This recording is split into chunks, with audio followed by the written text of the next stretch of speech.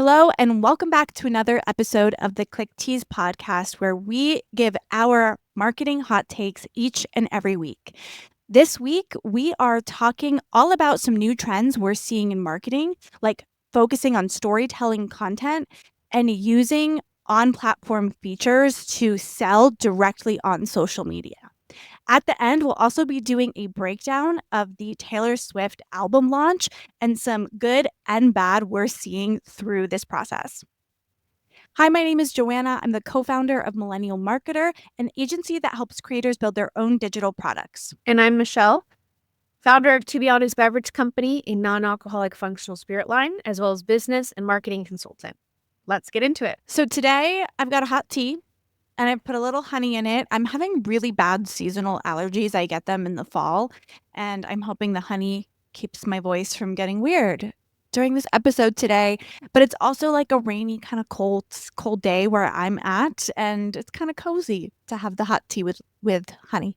Oh, that's lovely. I'm so glad it's kind of turning into fall. It's been very warm here, like high 80s warm, but today is overcast and our temperatures are dropping. So I'm hoping that sometime soon we have some actual rain in our area. San Luis Obispo, California stays awfully warm throughout the year and kind of dry, unfortunately. But today I'm just drinking some simple yerba mate. I already made my full-on drink in the morning, latte. And so this is nice and simple, but warm and cozy, like you said. Yeah. That's one of the nice things about like working from home, that so many people who work for themselves work for them home now. Also people who are, self-employed, working remotely, even full-time jobs, is you get to like have so many fun little treats and beverages throughout your day without having to go spend like feels like $12 at a coffee shop. It's been challenging for me to work at home. I used to be really good at it. Like I could just sit down, focus, get it done. I don't know if it's because we're in a new environment or where I am like in my head with my work stuff, but it's been really hard to try to focus at home. So I have to go to like dedicated places. There's actually there's a coffee shop that I really love here in San Luis Obispo, and the owner's opening up a co-working space. He's had a co-working space before. And so we chat like all things business and talk a lot about different things. But he has a really successful local brick and mortar that does food and coffee and actually cocktails as well. And he's opening up a co-working space that'll be like 3-ish blocks from me because I'm kind of close to the downtown area here. So it'll be within walking distance. And I'm like, that is going to be so great for me just to have a dedicated place to go. I've tried to do like library, different coffee shops and things like that. I go to his coffee shop to work because it feels like the only place that I can sometimes outside of my home environment. But I'm really excited to have like a space that's dedicated for work that I can go to 24/7 whenever I need to and just have that. I think it's important sometimes to delineate. A lot of people in the home environment deal with that, right? Especially as content creators. Like I'm in my living room, right? Because this is where I can be set up with my lights and camera and microphone and the whole shebang. Sometimes it's hard to find a space at home that you feel comfortable recording in. Maybe you're recording in your kitchen, your bedroom, your living room, in these spaces. And so the lines can blur a little bit when it comes to business and personal life. And so I used to be pretty good at being able to say, like, this is my working space and this is my personal life. And now all of those lines are really blurred. And so I think that I need to get back into the space of having dedicated energetics in an environment for working and then keep my personal life personal. Yeah, and it can be really easy as a business owner to just like work 24/7. It can also be easy as a business owner. It depends probably on your personality to not get the things you need done because you're always prioritizing personal, right? And having those moments when you can prioritize personal, prioritize work, focus on one over the other, I think is really important. And we've talked on this podcast about context switching. It's kind of the same thing. If you're constantly going between work, personal, work, personal, work, personal with no like delineation between the two, you're not doing either of those things justice. Like you're not really fully enjoying your personal free time, and then you're not truly focused and even enjoying, because if you work for yourself, you probably actually love what you do. You're not fully enjoying and invested in in that work. So having dedicated spaces or time, or even just things that signal work to you. If you don't have a big space, just being like, okay, when I have my notepad and my tea and my computer, I am working, right? Whatever that is for you, I think that's important for productivity. Very much so. And fun fact, as you're listening to the Click Tease podcast, hit subscribe, tune in every single week as we talk branding, marketing updates. But we actually used to be the podcast that was titled Her First. And so it was all about prioritizing you in business and life. So a lot of these topics and conversations were some of our original discussions, bringing in topic experts and discussing ourselves what it takes to be a female entrepreneur as you're running and managing a business, to be able to optimize for performance in your business with all the systems and the marketing, et cetera, but also be able to prioritize that personal side. And so I think it's still an important reminder, especially for me right now, is like I said, the lines are really blurred. There needs to be a more clear delineation. Like, we work out of a commissary kitchen for our main brand and business, TBH, and I don't go there to do office work, which, it's distribution, it's packaging, it's manufacturing. And so it's a small aspect of the business. And so either that's my home environment or a space that I set up for our work. We don't have a physical office. And when you don't have those things, it can be challenging to make that difference. So I think it's just a good reminder to think through, what's your day like? What's your routine like? How do you approach things? Because when you're looking at the success of follow through, if there are things that you're either procrastinating on, things that you should do or get to, or even if you feel uncomfortable, right? Like, a lot of people struggle getting in front of the camera because they don't like their background, or they don't know how to set up the lighting, or they don't know how to do XYZ. And so if you can decide, okay, this is where I'm going to film, I'm going to set it up, I'm going to curate it. That's what Joanna and I did, especially when we switched the format of this podcast. We used to be behind our desks and it was a little more straight on. And now we do it more, if you're not watching us, we do more lounge chair style. So we each have, cushion, chair set up. It's a bit more informal, but I have lighting in back of me. I have lighting in front of me. I've got a professional microphone. Joanna has the same. And so you just have to take the time to be able to curate that. And that can help with the confidence of your delivery and your follow through. Because a lot of times I think what stops people is oh, I don't know what to do. Oh, wait, what? Like, how am I going to move through this? Wait, where should I film? And then it just adds to that procrastination and putting things off. So if you can curate and you can say, let me take some time to map out the space, map out the environment, then you can actually fulfill on the marketing task, on the branding, on the thing that you're meant to be doing for your business. Yeah, I think a lot of the things that keep people from doing what they want aren't the big tasks. It's like not actually the big task. It's the, how do I do that? When do I do that? What should I do? What day?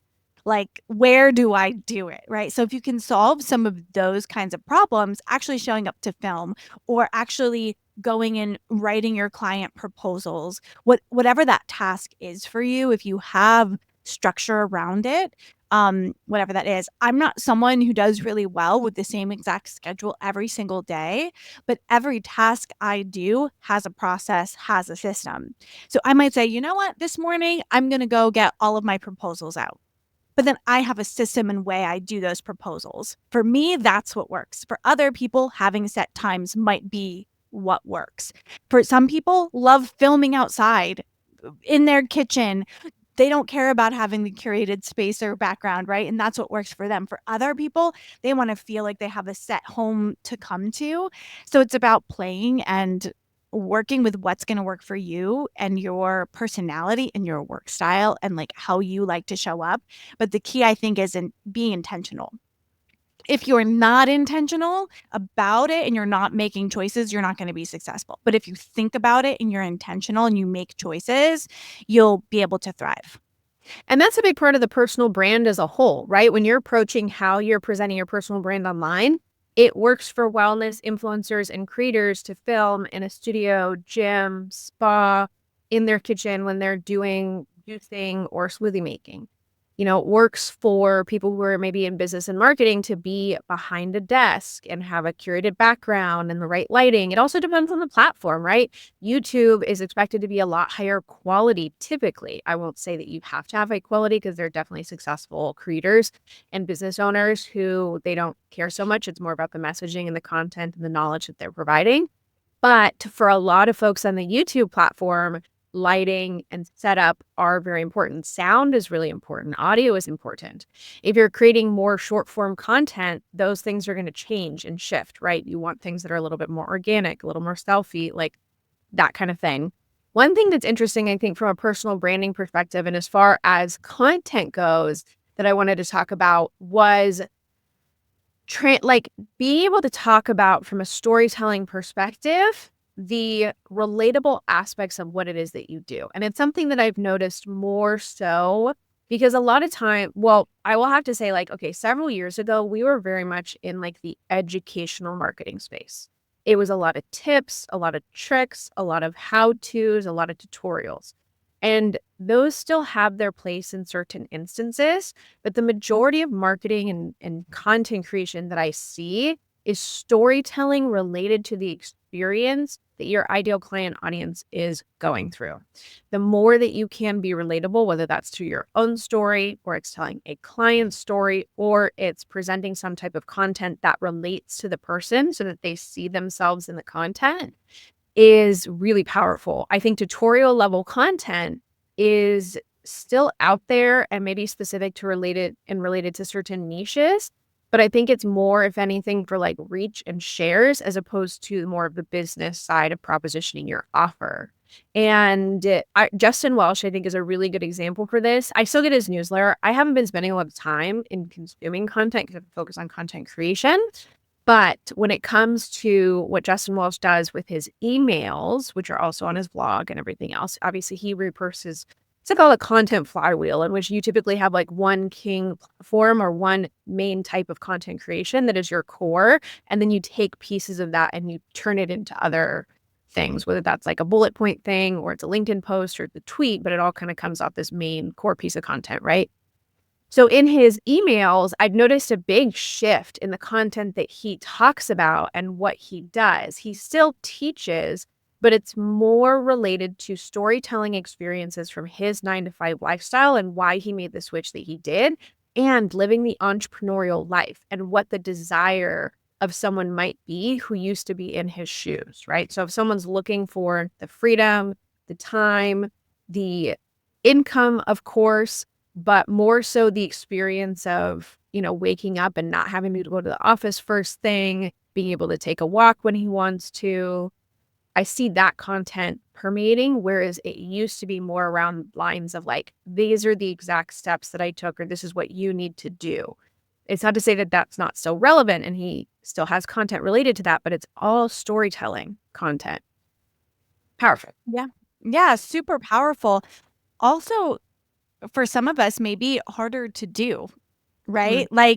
Like people who are good at what they do can say like, "Oh, here are 5 things you can do to improve your sales page today," or "Here are 5 ways that you can have a better morning, like a more productive morning." Like that feels really, really easy, but to actually dig into the emotion and think about the story and think about what is actually going to resonate with people from a storytelling perspective, not a teaching perspective. And then if you're in the world of like selling education and then sell that product. So before we got on this podcast, I was sitting down with my business partner because we're working on some ads and we're working on really learning for ourselves how to do YouTube ads. Now someday we might end up adding that as like a service or a course or something like that. But we're learning the process for ourselves because truth be told, I've worked with tons of agencies and I've never been happy with an ads agency. I've like never worked with an ads agency that I thought, wow, they get results. I find ad agencies, when the ads aren't working, will come back to you and tell you it's your offer, it's your sales page, and it's never like the messaging on the sales page. It's like, "Oh, you should use green buttons." And you're like, "What? Like that's Yeah. what? Oh, Like yeah. what?" Yeah, But they always bring up ridiculous stuff, or they're like, "Well, you just need to spend more." I'm like, "If you can't demonstrate that our amount of spend if you can't give me any tangible data about experimentation, A/B testing, the copy, the creative, and tell me based on a small amount of numbers and metrics, like, I don't need to spend $3,000 more dollars with you in right. order to learn what has and hasn't worked. You don't know what you're doing, and you don't know how to understand the analytics." Oh, I could go on all day Right. about ad agencies. Well, hopefully soon we will someday have an offering or a course to help people with this. And right now we're focusing on YouTube ads. And Brandon, my business partner, he's doing like the majority of the actual work on this. And I'm just kind of like a fly on the wall and helping with like the messaging and the copy and the creative concepts. But from his work, I have learned more. And because I've worked in the corporate level with like ad agencies that we were paying lots of money. So I've worked with like top agencies on ads, and I have learned more in this process and gotten like we've figured out more than I've ever had by like talking to an agency. Like I feel like I'm starting to understand it conceptually, the strategy, like what to do. We've gotten a couple of sales with their ads so far because we're still just kind of playing and testing and spending very little money as we like kind of try to figure out the formula.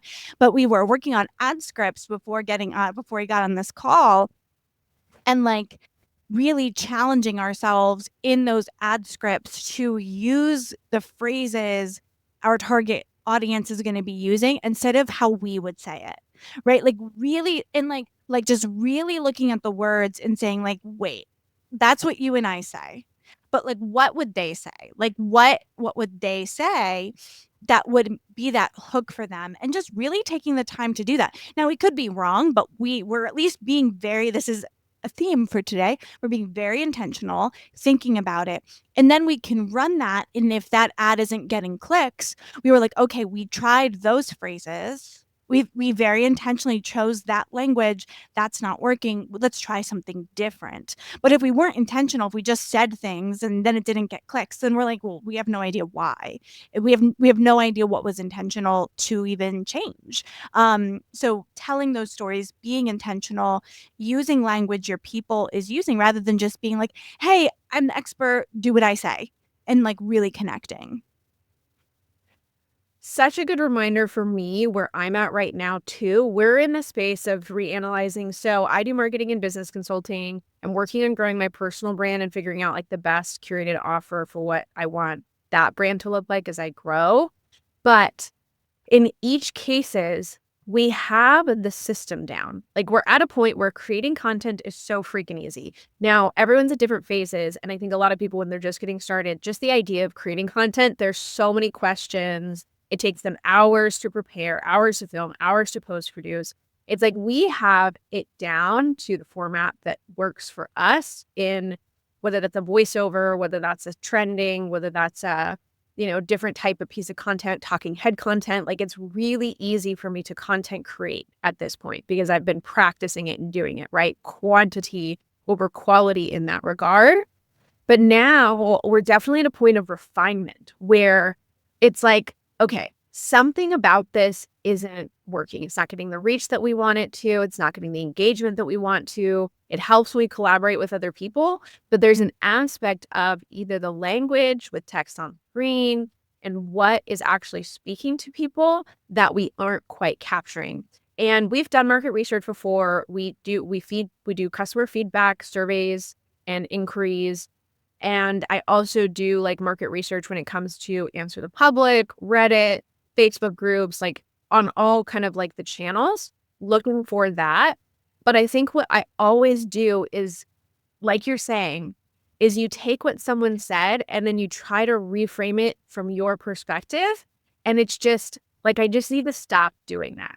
I need to stop synthesizing in my marketing. Synthesizing is for delivery, customer work, whether that's one-to-one, your group programs, your offer, or your teaching, you're synthesizing information and bringing it together to be able to provide, right?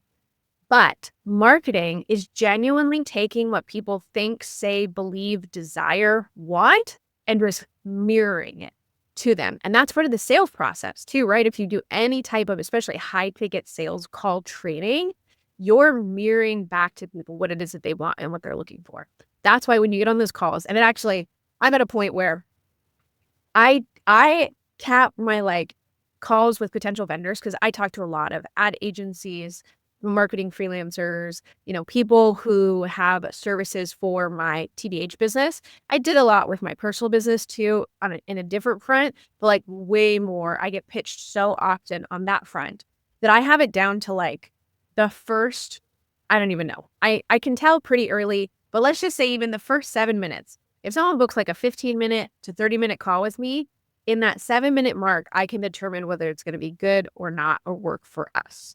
But they always try to start with, well, tell me about your business and what are your goals and what do you want and what are you working towards and, what are you struggling with right now? All of those kind of general questions, even if they're phrased differently.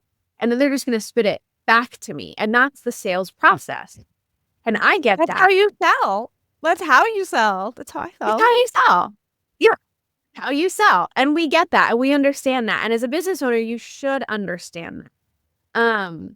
But it's funny because from a marketing perspective, we revert back to our authority. And especially if you're a personal brand and you're working with something that is your expertise and your knowledge base, and you're bringing that to the world, you always come from that teaching point. You're always talking above. I saw this great piece of content recently that someone was talking about, like, are you speaking to experts and other authorities, or are you speaking to your clients and prospective audience members?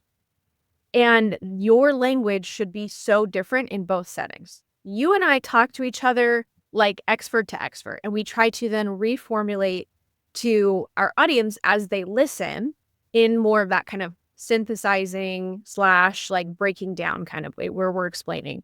I explain things that you already know, and you explain things to me that I already know. But generally, our conversation is expert to authority level. And then we try to break it down. But when it comes to the marketing, our goal is speaking more in relatable terms, relatable states of being, relatable states of want, desire, or struggle or pain that audience member, that client is going through. And that's the switch that I feel like if you really understand that, you will be able to excel, market, and sell whatever you want. It's such an interesting time in marketing right now because I do feel like so much is changing. And we have lots of episodes, and you can all look back and find some of our episodes where we talk about like AI. Like AI has changed a lot with marketing and will continue to change a lot with marketing. But something I've been noticing really recently that's been a shift is in the effectiveness of email marketing. Now, for years, I think for the past, I don't know, 10 years, everybody's been saying email marketing is dead. And I would be like, no, it's not. Because I always saw, and I run launches corporate level, for individuals, like all kinds of folks. The data always showed me that email marketing was not dead. So there'd be all these gurus on the internet. Email marketing's dead. You shouldn't be doing that. You need to be doing something different. But then I'd run a launch and I'd be like, well, these emails brought in tens of thousands or hundreds of thousands or tons of money, right? And then I knew every time I sent an email, there was a boost in sales. And like I could see that connection in the data. I will say I've just recently seen some very interesting things that are starting to tell me that I will not go so far to say email marketing is dead, but I will say I think for creators, email marketing is becoming less effective. I've run like 3 different launches this fall. I've run more than 3 launches this fall, but I've run 3 launches so far this fall, all around the same time period where direct engagement from social was higher than the email list. So we did get people to register for like an event for a free thing via email. We did get people to buy via email. But the engagement of like free opt-in on social was higher than the email list, and the engagement of purchases was higher direct from social. And I have never seen this before, and I saw it 3 times in analyzing launches within just a couple of weeks. Yeah. And I realize that's still a fairly small sample size. right? I will give the caveat of all of these creators are social first creators. So they're people who have really grown on a social platform. But what this is telling me is that in launch strategies and in launches, I think we really need to get creative and find easy ways for people to purchase on platform. And again, and on platform, I mean like the social platform that they're on.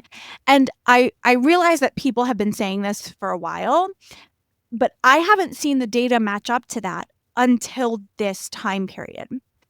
And so if I was planning like a fresh launch right now, my focus would be more on social, more on using tools like ManyChat, which are like DM automation tools to get sales, and more on social retargeting, Mm. like social ads retargeting.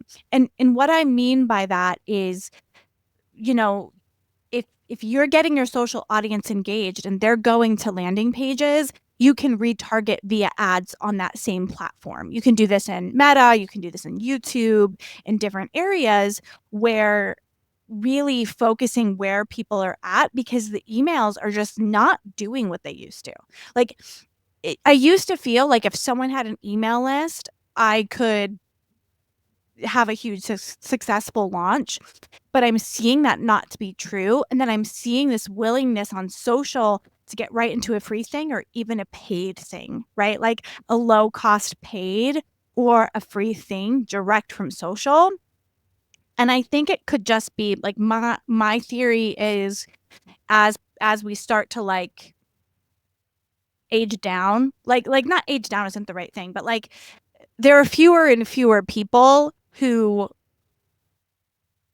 are new to technology, right? Like as the people who started with technology get older, we don't just check email. And think about your personal email for a second.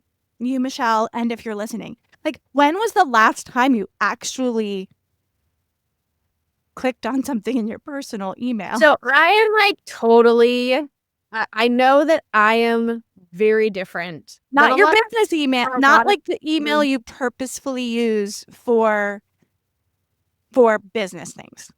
So I have my TVH email, which is like our core email. Obviously I have like my own and the main one, but I have that email. I have my business consulting personal brand email, and I have my personal email. And I recently actually did this where I cleared a bunch of random ones because I've had a bunch of random ones for different things. But predominantly, those are my 3 core emails. And I keep pretty much like a zero inbox for the Oh my most part. gosh, of course you do. So I know that's why I'm the minority in this group, and I realize that. I recognize my husband, my sisters, most of the people that I know have thousands of unread emails sitting. They haven't been through their email inbox. They don't check it on a consistent basis, maybe once a month or whatever. I understand, like that's most of the people. So I realize I am not the guy. But that being said, I don't subscribe to a lot of things, and I consistently unsubscribe from things. So I used to pay a lot of attention to email marketing and, if you signed up for something, what was the flow and what emails were you getting and the countdown and anything else. And so now I think I'm just at a point where I can recognize all of it based off of the subject line, that there's not that much that intrigues me enough to open. And then I will say I pretty much limit my content consumption. So I have Justin Welsh. I still get his emails because he sends one email every single week, and I usually peruse through them. I don't read in like high detail. And then I do James Wedmore. James Wedmore is like one of my very initial business marketing mentors and coaches in the space. I originally signed up with Ramit Sethi in some of his initial programs. And so he was like my first intro and foray into the digital space. But James Wedmore has really been there since the beginning. And I did BBD and I've done Next Level and I have a lot of his content. And I love what the approach that he takes, because he takes more of like a spiritual mindset approach to mixing with very tactical business strategy. And he's so transparent in everything that he does and everything that he offers. So I still read his CEO weekly emails. But for the most part, I don't get a lot of other things. And I recognize that I think it's a generational thing, like you mentioned. It's very true. And what you're trying to say, so as you're listening to this, you're thinking about like your launch systems and models. And the question that comes up here is, where do we invest our time and energy? It's always going to be limited, and we always want to focus on leverage. And so there's a lot of obviously different teachings and guru approaches to this process. And we're not saying you should pick any one over the other.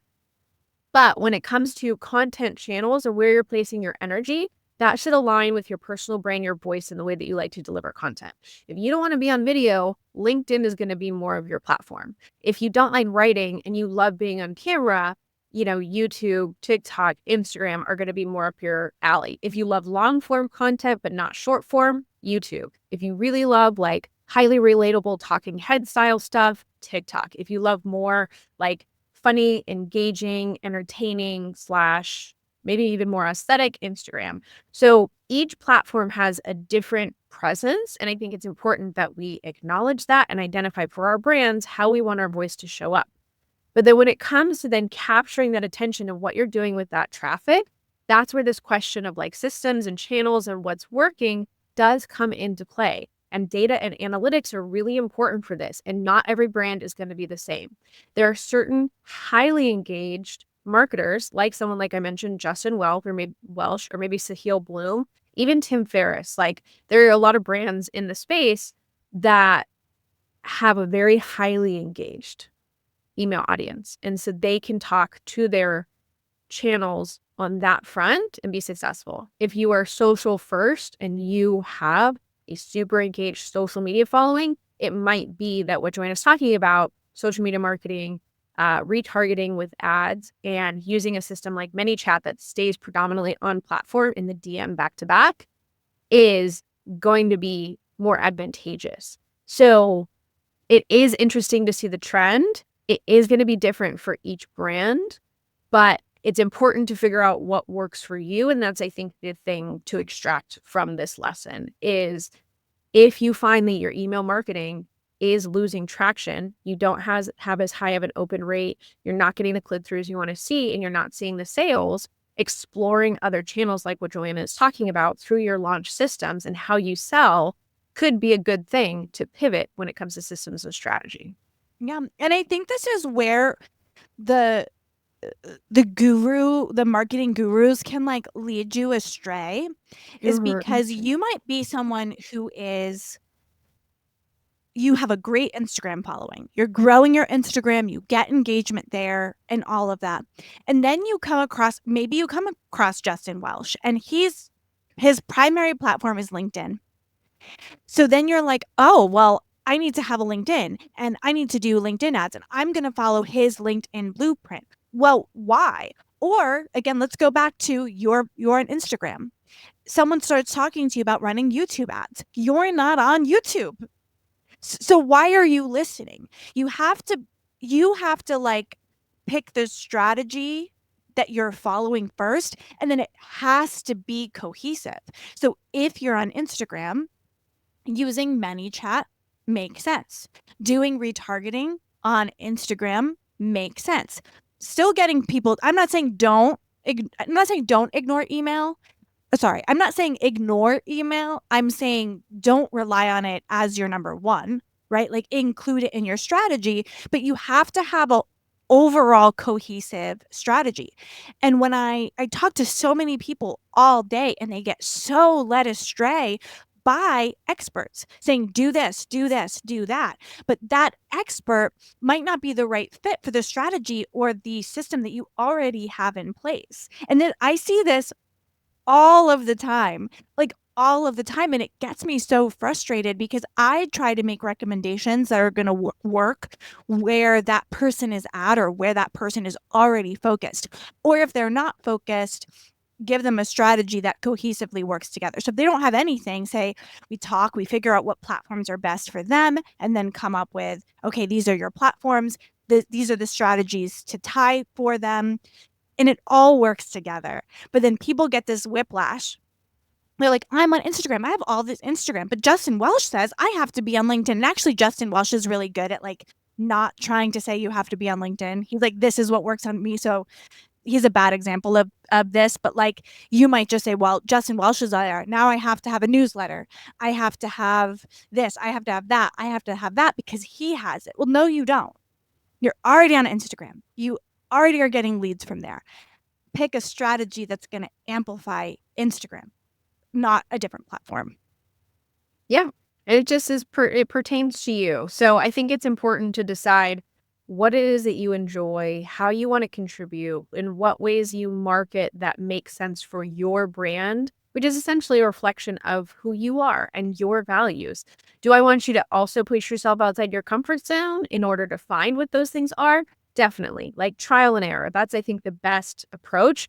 I was just consulting with someone and she's launching a particular product in our community. I won't give any details, but I was telling her, I was like, you got to set up shop, try to slang, like try to sell these in different places. You know, you're not going to know until you know, and you can't just, if you have money to burn and if you have investment and a particular idea and that's the type of business model you want to go into, we don't really cater to that type of direction. Obviously, we're predominantly for online service providers, content creators, authority figures who are selling typically digital products or services in the online space.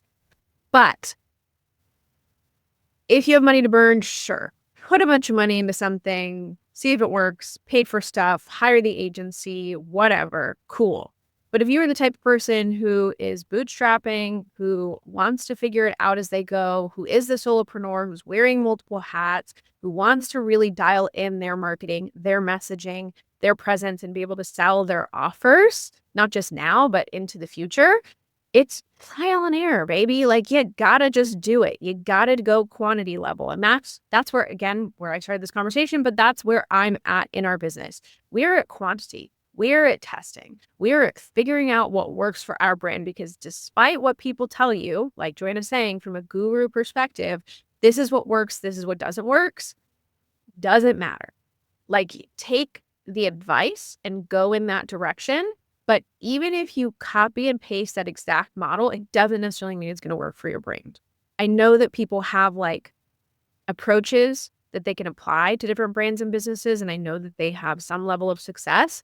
But after working with a ton of agencies, following their systems and models, after learning so many systems and seeing what other people work and trying to copy and replicate what someone else is doing, I can tell you it just doesn't work. Like it's just not a thing that is possible. So Yeah. you have to be able to say, okay, case studies. I know that case study ads perform well. I'm going to create these types of case study ads for my brand with this type of scripting, either by myself or actually featuring people, because I've got to see what works for me. Because when you look at the biggest brands out there, they're not just going into it and saying, I know that this one ad is going to produce these results. They're saying, I'm going to create 10 different ads. I'm going to test them. I'm going to go this hook. I'm going to change this caption. I'm going to do this thing and see what works throughout. And then I'm going to create 10 more ads. And then I'm going to create 10 more ads. Or I'm going to create 100 pieces of content. And that's where the money is. That's where the direction is. That's where the success lies, is being able to move through the process, get the reps in, do the practice, and see what works. And you might be in that phase right now and feel like I feel, which feels like you're hitting your head against a wall and you just feel so frustrated because you're showing up in all the right ways and you're doing the things and you're knocking like the dominoes down and you're checking the boxes, but it hasn't quite clicked yet. And I think that, at least for me, what I've realized is there's just this little shift in understanding in the messaging component that I think is of the most important part. Like you could have crap video and terrible, even like not so great audio, but if your message is on point, it will shine through. Do you want to have good video, have good audio? Sure. But it's that messaging component. And I think and it's not a knowledge aspect. I don't think it's that you don't know your customer, you don't know your offer, you don't know the expertise and authority. I think it's this shift in language with what we were talking about, and it's truly just like reflecting back to the consumer. But there's something there in understanding your person and understanding your offer and understanding how your words fit into that just needs a little bit of a tweak. And you're only going to get there by trialing. And once you start to see the traction, then you're going to say, oh, I get it. and then you'll be able to replicate it and keep going from there. Yeah. You have to be the CEO of your business. And you can't let the gurus or the people you hire just like be your strategy or rely on them for everything. The people you hire can make recommendations. They can give you best practices. They can say, I think this is what you should do. This is what I would recommend. The gurus out there can give you cool things to try. But you have to be the CEO. You have to decide, what am I going to try? What am I going to test? Where am I going to focus? What makes sense for my business? And not let everything just make you wishy-washy. Here on this podcast, our goal is to give you updates, give you the tools, tell you what's going on so you can take it back and say, what of these things make sense to apply to my business? I'm not saying to do all of them. I'm not saying you have to do any of them. I'm saying take what we're sharing and weigh in. Should I apply this one? Or is this just a good concept for me to know for the future? How should I get on this platform or that platform? We're giving you information so you can make good decisions as the CEO of your business. And those decisions are always going to be up to you. I always say, like, the buck stops with me. And it's cliche, and I don't actually know what it really means or where it comes from. I have no idea. Idioms are not. Like a deer? Is it a male? Is it a male deer a buck? Or is it like the dollar? Is it like a buck? Oh, interesting. I never thought of it that way.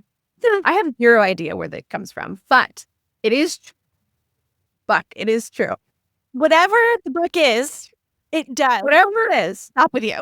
It's right here. It stops with in front of me. Okay. So I'm ultimately responsible, whether that's a freelancer messes up, whether a customer is upset, whether content piece doesn't go out, whether email marketing is wrong. It's me. I am the business owner. Are people held accountable? Yes, absolutely. But at the end of the day, it's me. It's my leadership. It's the way that I show up. It's my strategy. It's my vision. And I have to feel fully accountable and responsible for that. And then I think that's just a good quality of leadership. And so speaking of being the CEO and making those decisions, I think as we start to wrap up this conversation, the great thing to end on would be T Swift. She just dropped T Swift. Her album last week. Last week, I know it's, of course, all over the internet. We talk about Taylor a lot. I hope that someday we'll get to meet her. Maybe we'll have her on the podcast someday. Maybe the podcast will get to that point. It's going to happen. It's going to be that level. She's going to want to come on our show. So this week, it has been some hot tea about Taylor. People love this new album. People hate this new album. But the most interesting thing about it, no matter how many people hate this new album, it's breaking records and getting streams. And that is something we talk a lot about. I do want to break down some of the internet's thoughts about what's happening and actually why I think there's been some backlash for the album. But at the end of the day, it almost doesn't matter that some people don't like it because the streams are through the roof. I think this is the second most like streams in its first day for a female album. Taylor Swift also has the number one, and like I think she's like most of the top 10. She's at this point competing with herself. It's like right. Taylor against Taylor. It's Taylor against Taylor, basically. And she's had a really great rollout despite some of the criticism of the album because it's getting tons of streams. A few days after she released the album, she released more variants. So she sold the same thing to the same people like 100 different ways. They're streaming it. They're listening to it. And even the people who are breaking down why they don't like it are listening to the album to analyze why they don't like it. They're using her songs in the background to tell people why they don't like it and make fun of it, right? Like, so even the haters are giving money. The haters are probably giving more money to Taylor Swift than the people who love her. So it's really, really fascinating to listen to. And I want to talk about some of the criticism that she's getting. This album is getting some criticism for not being as lyrically strong as some of her other albums. One of the things Taylor Swift's just kind of known for is her storytelling and her lyrics and like the depth of music. And this is a pretty I would say the album is fluffier than some of her other albums. And um, one of the things that I think is really interesting is what happened is I think we have a little bit of a pre-launch launch mismatch that has made people be more critical of this album than it needed to be. So Taylor Swift called the album The Life of a Showgirl, and how it's a look behind the curtain of what it's like to be a showgirl.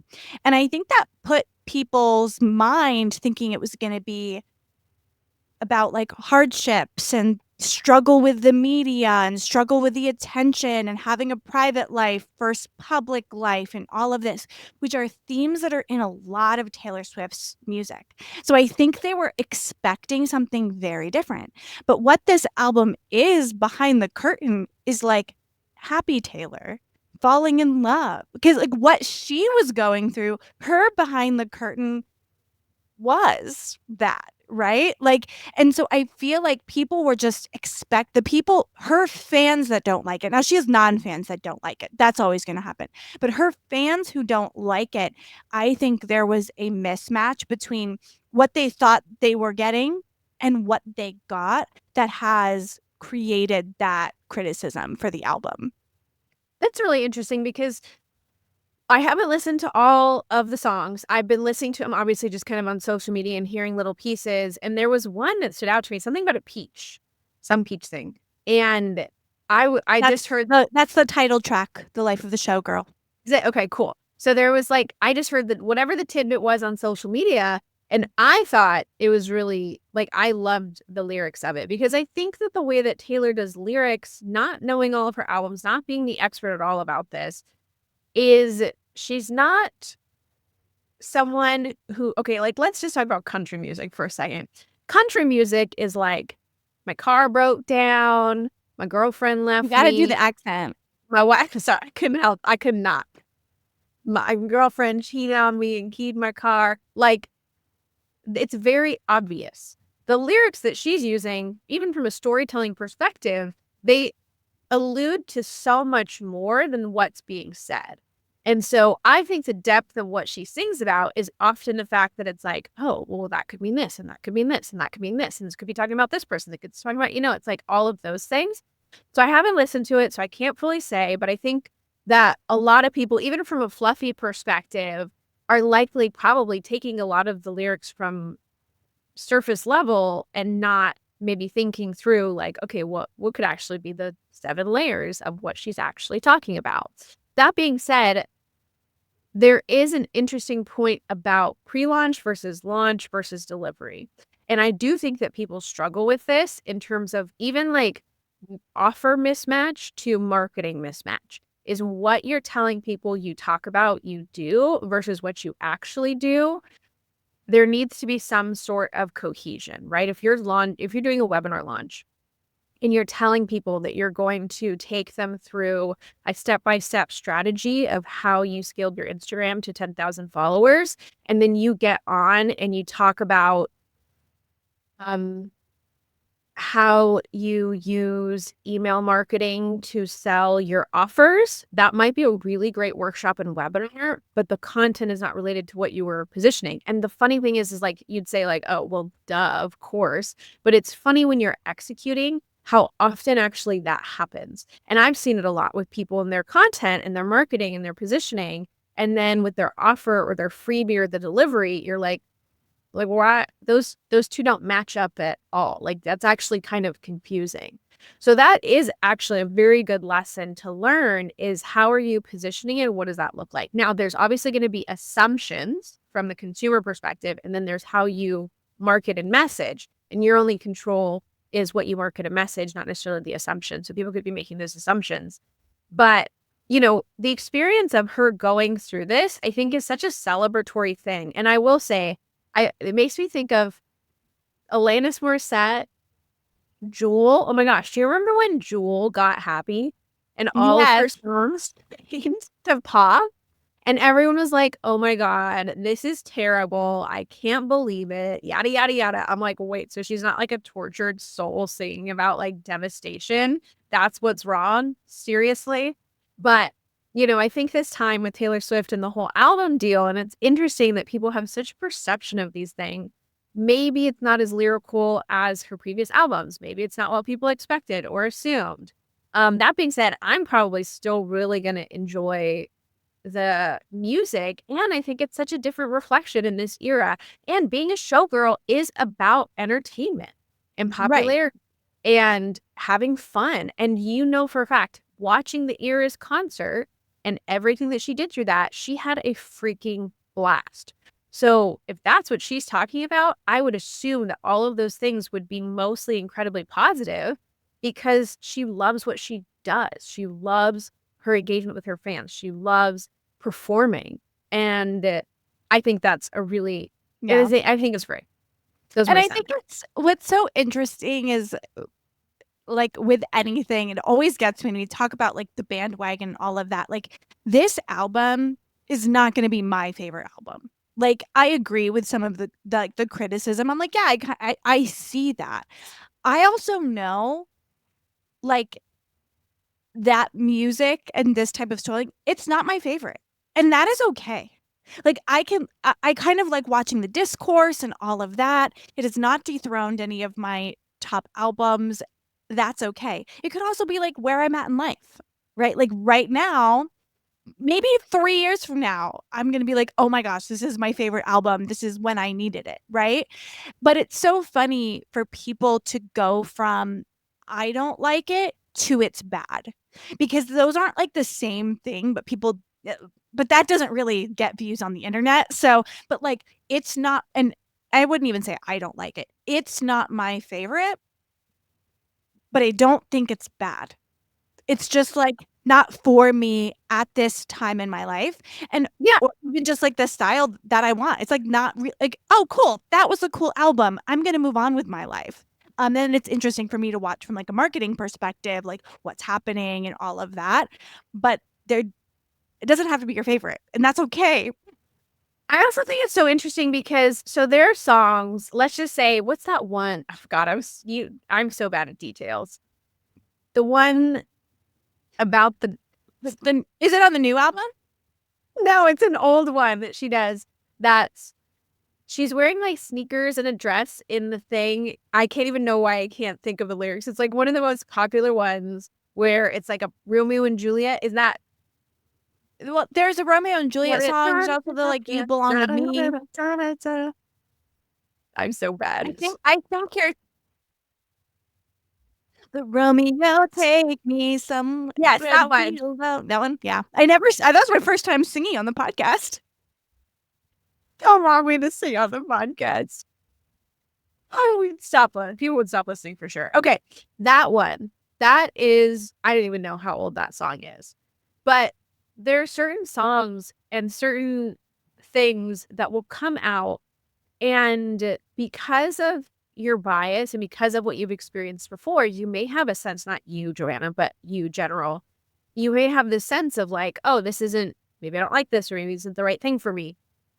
And you'd be surprised that over time, that perception can change, or the more that you listen to something can change. And from a marketing perspective, we know that 7 to 8 touch points used to be the case, but I don't even know what the data is right now based on the amount of noise that we experience, is that someone needs to see something so many times, usually, before they engage in a different way. Now, obviously, that's not always the case for all buyers, but that is very common. And so with something like this, people will continue to have exposure to it, and continue to be used in certain ways. Or the context of that song changes because we saw it in a certain scene, and now it has a different affiliation, a different emotion, a different meaning. So I think it'll be interesting to see over time, how with the impacts of the album and Yeah. everything else. But I still think that based on her ability to just engage people, to create these conversations, to have such a consistent narrative in popular culture with fans and not fans and other people. And, we talk about polarizing on the podcast. And she's someone who just does what she does. Like, I love her energy, and I don't care. Like, I'm Yeah. gonna do what I'm gonna do. And of course, that had to develop over time, but she's always had a little bit of that air. I'm going to say what I'm going to say, and I'm not just going to be polite about it if you're, certain interviews and things like that, and her Yeah. content and everything else. And so I think it's a lesson for us to be learned in realizing like that's what a personal brand is. That's what we do. Like be polarizing. And that's something I need to truly embody because that's something I'm working on because I think I come from that people pleaser nature of wanting Yeah. people to like me. Like, and I have been thinking a lot about this recently because I've been reading a lot of books and so like stories like romance type stories and these different archetypes of main character. And you realize when you compare and you reflect on your own life, I'm like, wow, I have done so much to be liked by people and not really like, it's not to say that I didn't stand up for things I believe in, but I was always afraid of saying something that was going to either create confrontation or cause problems. And that has translated into very wishy washy, neutral, not very engaging content because it's just like, not even a popularity contest is a sense of like, well, I don't want to ruffle any feathers. I want to be liked as an individual. And we are in the day and age of polarizing and speaking your opinion and like sharing that to the nth degree. It's like when you watch a show and you have these characters that you absolutely love. The storylines and what they go through and what they say and how they act is probably 10x what a normal person would be like, but you fall in love with them. If they were just neutral, everyday, didn't really have anything that you could hold on to and latch onto, they would be forgettable. And that's what you're creating in your personal brand is like, you want that thing that people are going to latch onto and say, yes, I Yeah. love this person. I stand by this person. Or you want to be the villain and people hate you. And like, that's okay too. And There are that's people okay. out there who thrive off of that.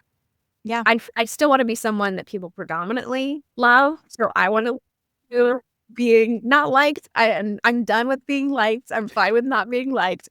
But I want to be someone that someone's like, yes, you are my person. And then for other people being like, oh, she's not my cup of Yeah. tea.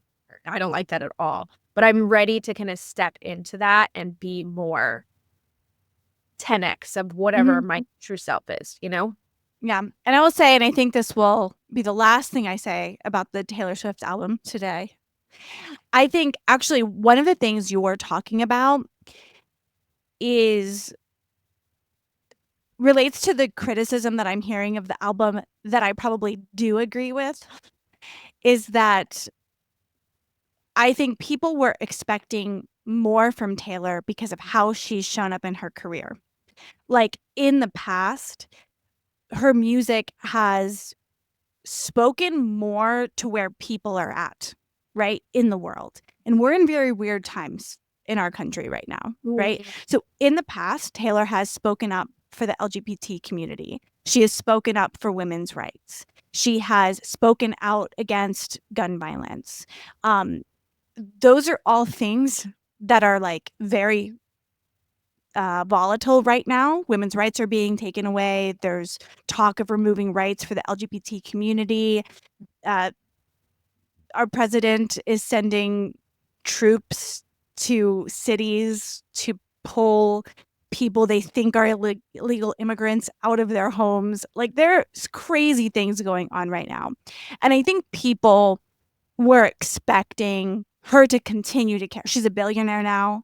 She's doing those things. And this album is very much I'm a rich lady with my rich husband who's very well endowed. Like that's kind of what the album is about, which like fun, cool. But I think there's a disconnect here because in the past, I think people saw Taylor as someone much more relatable, much more close to the issues they held dear. And Yeah. now she's a billionaire. She's putting out this record. She owns her masters. And then it's like she's not standing up for any of those issues that she would have cared about in the past and has written songs about and has promoted. Um, and then is singing about how great her life is when a lot of us don't know if our insurance premiums are going up 3 times next year. people are being like ripped from their homes. Like people are losing their rights. And so not to end on like the heaviest note ever, and not to say Taylor Swift owes us anything. She does not need to talk about those issues. She does not have to use that platform for those things. This is 100% her call. I think people are disappointed. Like, I think people who looked at her for those things because she used to do those things are like, where are you now? And I think that's like hurting some of her fans in probably a legit way. And she's probably knowing her team, knowing all of that. They probably knew that was going to happen. Like, they probably saw this and made a choice to not do that. Yeah. Oh, that's a tough one. I think for us, it's recognizing, what are our values and how do they show up in the content we create, in the marketing that we do. What do we talk about? We've talked about this on the podcast. There's a lot of volatile stuff going on in the world. How do we decide what we engage in and how we talk about it and the way that we approach it, whether we do or not? She could be in a place in her life where there is so much, part of my friend, shit hitting the fan in the world that she's chosen the side of kind of the ostrich, like head in the sand, at least in this regard. Now, that's not to say that she probably still likely donates a stupid amount of money to various causes. She still speaks out on certain things. Like, I know that that's part of the integrity of who she is as a human being. And so it's kind of interesting to see. And I do know for a fact that everything that she has done in her career has been, I think, from a place of like honesty and integrity and understanding. Like, they know what they're doing. Like you said, her and her team, they know what they're doing. And so I'd be so curious to have her answer that question. I don't know if there are any your views on that front of why she hasn't addressed like what's going on in the world, whether it was like too much to try to cover or whether I also it know was she gets like death threats and things like that. Like, it might be for person. There's a lot of reasons. There's a lot of serious things that can come for larger figures that can talk out or have a say. And I get that. So it could be a self-protection thing. It could also be like, maybe this is one of the first times in her life where she is focusing on like what truly matters to her, not being a bleeding heart for other people. And I have to admit, like, that's something that I respect in individuals. You and I have talked about this before. I don't personally believe that anyone owes anyone anything with their platform and with their wealth or with their authority. Would it be great if the billionaires of the world were so empathetic and compassionate that they gave back in huge ways? A lot of them do. Maybe not your billionaires, but a lot of people who make stupid amounts of money, a lot of founders and companies that we follow, they have pledged give backs and they do give a lot of their money away. Tax write-offs, great, but also because they're actually good people. They're still paying taxes. They're still paying taxes. They're still paying. I don't know how much they're paying taxes. Once you get up to that level, that's so some beyond. people are still paying taxes. Certain people. But anyway, yeah, oh my gosh, this conversation could keep on going. But let's go ahead and wrap it up. And as we're kind of reflecting on this, just deciding, I think, what works for you. Definitely a common thread in this, being intentional, being, satisfied with who you are as an individual, the integrity of your brand, what you're bringing to the forefront, and showing up in that way. I think that's the messaging we always come back to, you and I, the Tease podcast. It's really about aligning you, yourself, what you bring to the table, and staying authentic and true to that, and then using systems and using tools and crafting that message in a way that makes sense, but ultimately finding that for yourself. Oh, I should say something to really wrap us up, shouldn't I? Anyway, yes. Thank you so much for listening. You were just so smart. I was like, oh, Michelle, wrapping it up so well. Thank you so much for listening. We hope that you will join us again, subscribe, and share this episode with a friend. We'll see you next time.